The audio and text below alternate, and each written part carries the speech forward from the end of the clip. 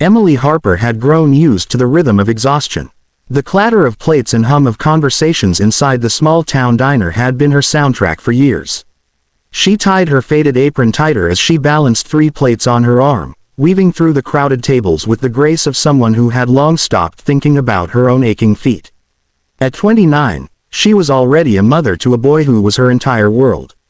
Noah, 7 years old, with sandy brown hair and curious hazel eyes, was the reason she dragged herself through double shifts, the reason she saved every coin in an old coffee tin, the reason she never once allowed herself to give up.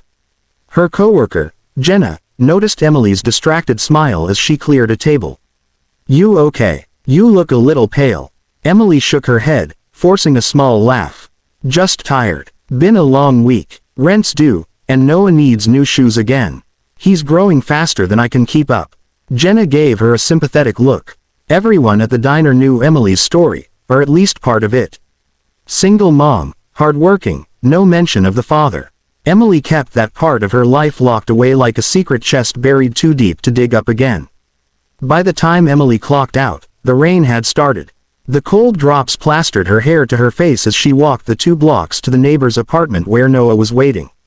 But what Emily didn't know was that at that very moment, Noah was making a decision that would change everything. The call. Noah sat cross-legged on the couch, fidgeting with the scrap of paper tucked inside his pocket. His mom had scribbled the number years ago, when he was still a toddler, and tucked it into an envelope with old hospital bills and photos. He had found it one day when rummaging for crayons. When he asked her about it, she hesitated before saying softly, "That's someone important from before. Someone you don't need to worry about." But Noah worried. Every night when he saw his friends at school being picked up by their dads, he felt a little ache in his chest. His mom was amazing. She worked so hard, loved him fiercely, but still, he couldn't help wondering. What kind of man was his dad? Did he even know he existed? Tonight, with his mom at work and the rain making the world feel lonelier than usual, Noah picked up the neighbor's phone. His small fingers dialed the number carefully, heart pounding with each beep. The line rang. In a tall glass skyscraper across town, Adrian Blackwood sat alone in his office. The city lights glittered through the floor-to-ceiling windows behind him, casting a cold glow over the sleek black desk where stacks of contracts waited. At 35, Adrian was the youngest CEO in the history of Blackwood Enterprises. He was ruthless, brilliant, and always in control. Or so people thought. When his phone buzzed with an unfamiliar number, he almost ignored it. But something about the timing, late at night, the rain, the silence of his office, made him swipe to answer. "Hello." His voice was sharp, commanding, the tone of a man who was used to being in charge. There was silence for a moment. Then a small, hesitant voice. Hi. Is this my dad?" Adrian's heart stopped. His hand tightened around the phone. He blinked, unsure if he had misheard. "What did you just say?" "My name's Noah," the boy continued softly. "I'm 7. My mom doesn't know I'm calling, but I just wanted to meet my dad." For the first time in years, Adrian felt the ground beneath him shift.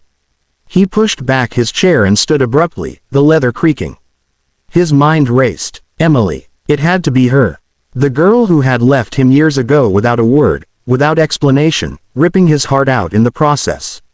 Adrian's jaw clenched. "Who's your mother?" His voice was sharp, but it cracked ever so slightly with an emotion he didn't recognize, fear.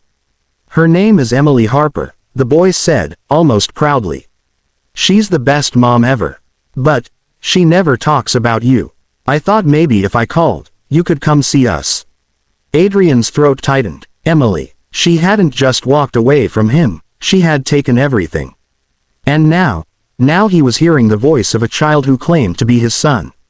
"When was she going to tell me?" Adrian muttered under his breath, though the boy heard only confusion in his tone. "Sir?" Noah asked timidly. Adrian closed his eyes and took a steadying breath. For once, he didn't know what to say. The world's most powerful boardrooms bowed to him, investors hung on his every word, yet here he was, speechless, shaken, undone, by the voice of a child. "Single mom's son calls wrong number, CEO says. When was she going to tell me?" "Single mom's son calls wrong number," CEO says. When was she going to tell me?